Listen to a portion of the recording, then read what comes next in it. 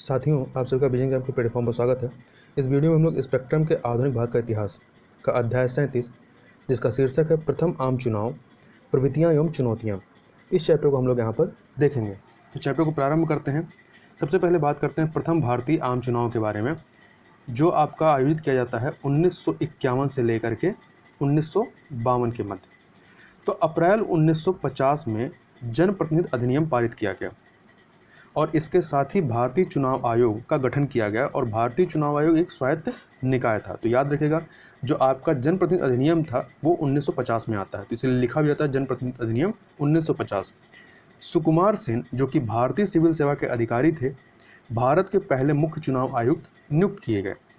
लगभग 173 मिलियन लोग, ये 173 मिलियन भारत की तत्कालीन जनसंख्या की लगभग आधी आबादी थी, लोगों ने जिन्होंने 21 वर्ष की आयु प्राप्त कर ली थी को मतदाता के तौर पर पंजीकृत किया गया। तो याद रखिएगा, वर्तमान में जो मतदान की आयु है, कौन व्यक्ति मतदान कर सकता है? जो 18 वर्ष की आयु पूरी कर चुका हो, परंतु ये तब क्या था? 21 वर्ष था।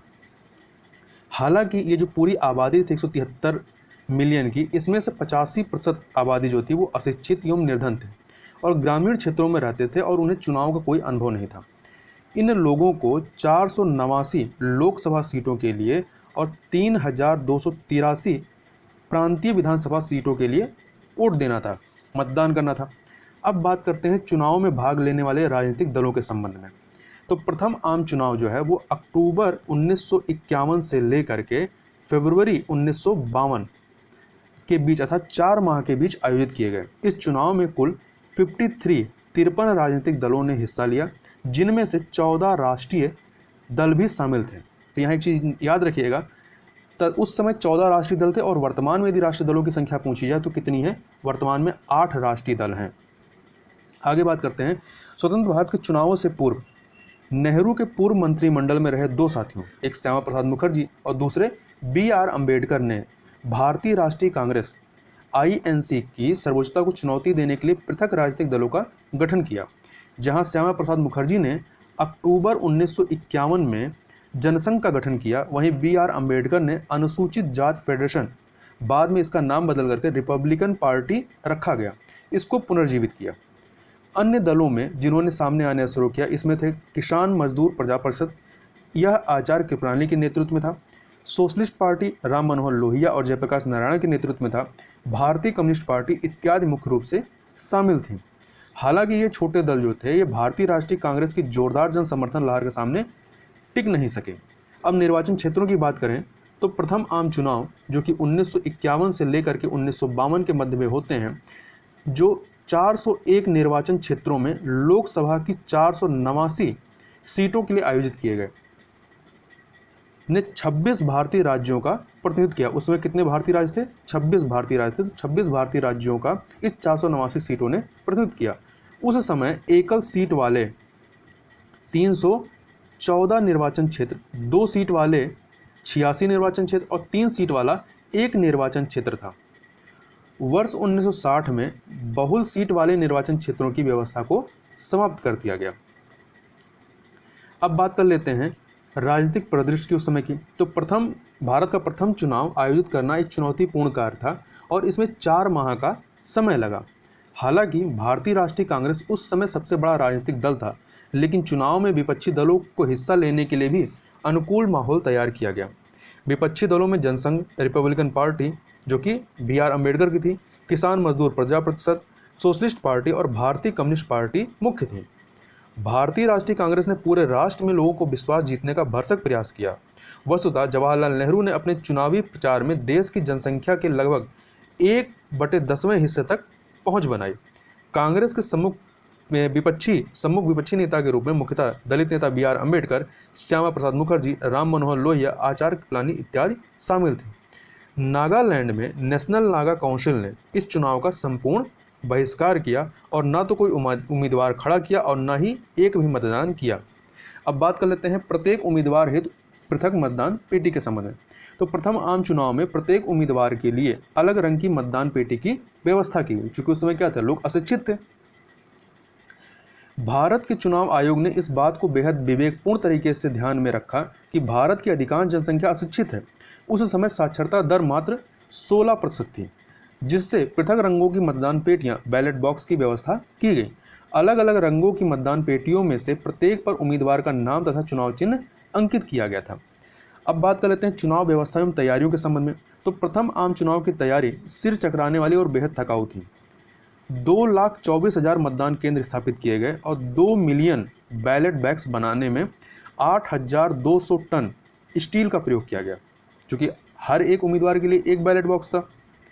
मतदाताओं को देश के संविधान से अवगत कराने, चुनाव प्रक्रिया, निर्वाचक नामावली को तैयार करने, सार्वभौमिक व्यस्क मताधिकार और अन्य बातों एवं अवधारणाओं के बारे में सूचना प्रदान करने के लिए तथा शिक्षित करने हेतु ऑल इंडिया रेडियो पर कार्यक्रम प्रस्तुत किए गए और 3,000 सिनेमा घरों में एक विशेष डॉक्यूमेंट्री दिखाई गई। विपक्षी दलों, socialist party, communist party, the Hindu right, Republican party एवं अन्य ने भी लोगों को शिक्षित किया। यह चुनाव प्रचार बेहद रंगारंग था, जैसा कि रामचंद्र गुहा ने अपनी पुस्तक इंडिया आफ्टर गांधी में लिखा है कि कोलकाता में यहाँ वहाँ घूमती गायों पर वोट कांग्रेस का नारा लिखा हुआ देखा जा सकता था। स्वतंत्रता के 5 वर्ष पश्चात 2.8 मिलियन महिला मतदाताओं, जिन्हें भारत के प्रथम आम चुनाव में मतदान हेतु पंजीकृत किया गया था, को निर्वाचक नामावली से इसलिए हटा दिया गया क्योंकि उन्होंने अपना नाम देने से मना कर दिया था और इसके स्थान पर अपने पति या पिता का नाम दिया। यह उन कई चुनौतियों में से एक है जिसका सामना चुनाव आयोजित करने में करना पड़ा था। यह हमारे रूढ़िवादी विचारों की ही देन थी। लोकसभा के साथ साथ सभी प्रांतीय विधानमंडलों के चुनाव भी कराए गए।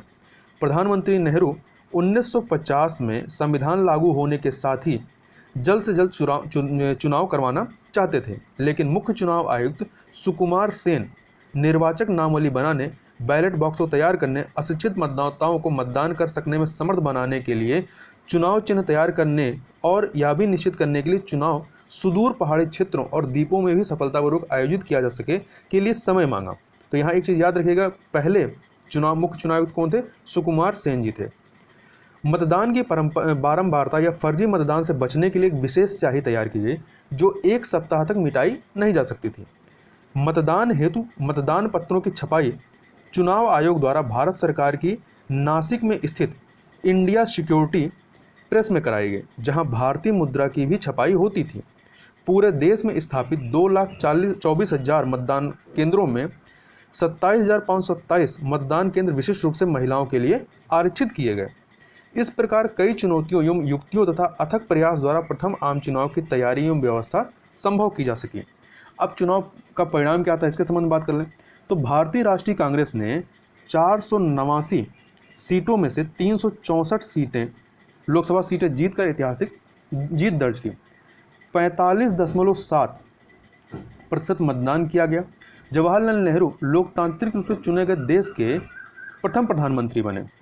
प्रांतीय विधानमंडलों में कांग्रेस ने 2,248 सीटों पर विजय प्राप्त की। कांग्रेस ने केंद्र और सभी राज्यों में सरकार बनाई। यद्यपि कांग्रेस जो है वो 4 राज्यों मद्रास, त्रावणकोर, कोच्चिन, उड़ीसा और पेप्सू में बहुमत प्राप्त न कर सके। तो याद रखिएगा कि इस प्रथम चुनाव में 4 राज्य ऐसे थे जहां पर कांग्रेस पूर्ण बहुमत नहीं प्राप्त कर पाई। कौन सी? पहला मद्रास, दूसरा त्रावणकोर कोच्चिन, तीसरा उड़ीसा और चौथा पेप्सू में। इस चुनाव में एक बात अविस्मरणीय रही कि 40% मतदान योग्य महिलाओं ने इसमें मतदान किया था। इस चुनाव में कम्युनिस्ट पार्टी ने लोकसभा में 23 सीटें प्राप्त की। राजाओं और जमींदारों की पार्टी गणतंत्र परिषद ने उड़ीसा में राज्य विधानमंडल की 31 सीटें प्राप्त की। तथा उल्लेखनीय है कि चुनाव में BR अम्बेडकर बॉम्बे अर्थात नॉर्थ सेंट्रल, जो कि आरक्षित सीट था, निर्वाचन क्षेत्र से हार गए। तब अम्बेडकर ने राज्यसभा सदस्य के रूप में संसद में प्रवेश किया। उन्होंने 1954 के बांद्रा उपचुनाव में लड़कर लोकसभा में जाने का प्रयास किया, लेकिन वे कांग्रेस उम्मीदवार से हार गए। आचार्य कृपलानी भी किसान मजदूर प्रजा परिषद के उम्मीदवार के रूप में उत्तर प्रदेश के फैजाबाद से हार गए, लेकिन उनकी पत्नी सुचेता कृपलानी ने दिल्ली में कांग्रेस उम्मीदवार मनमोहनी सहगल को हरा दिया। तो यह पूरी जो चीज़ें थी, यह प्रथम आम चुनाव की क्या प्रवृत्तियाँ, क्या चुनौतियाँ थी, उसके संबंध में हम लोगों ने यहाँ पर बात की। तो इस चैप्टर में बस इतना था। मिलते हैं नेक्स्ट वीडियो में नए चैप्टर के साथ, तब तक के लिए बहुत बहुत धन्यवाद।